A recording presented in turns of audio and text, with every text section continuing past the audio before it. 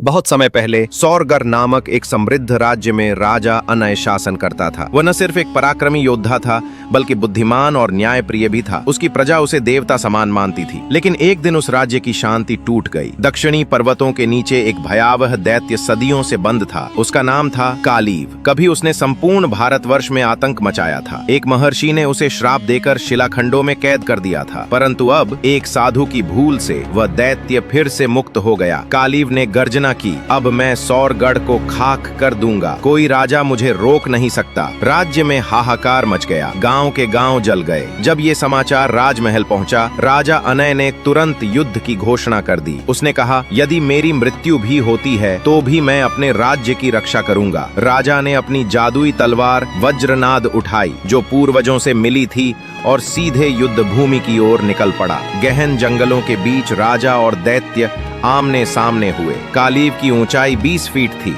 उसकी त्वचा आग जैसी तप रही थी और उसके हाथ में एक कांटेदार गदा थी। वहीं राजा अनय घोड़े पर सवार, स्वर्ण कवच पहने हुए, आत्मविश्वास से चमक रहा था। कालीव बोला, तेरी मौत तेरे सामने है। राजा ने जवाब दिया, पराक्रमी वो नहीं जो ताकत से डर जाए, बल्कि वो जो अन्याय से लड़े। युद्ध घंटों चला। राजा ने कई वार किए पर कालीव को कुछ नहीं हुआ। तभी एक वृद्ध साधु प्रकट हुआ और बोला, कालीव की शक्ति उसके हार में छुपी है। जब तक वह नष्ट नहीं होता, दैत्य अमर रहेगा। राजा ने समझदारी से लड़ाई की दिशा बदली। उसने छल से कालीव का ध्यान भटकाया और एक तीव्र वार से उसका हार काट दिया। हार टूटते ही कालीव की शक्ति क्षीण हो गई। अंतिम वार में राजा ने उसकी छाती चीर दी और दैत्य धूल में मिल गया। राजा अनय घायल तो हुआ, परंतु विजयी लौटा। राज्य में दीप जलाए गए। प्रजा ने नाच गान से उसका स्वागत किया। राजा ने कहा, बल से नहीं, बुद्धि और धैर्य से ही सच्ची विजय मिलती है।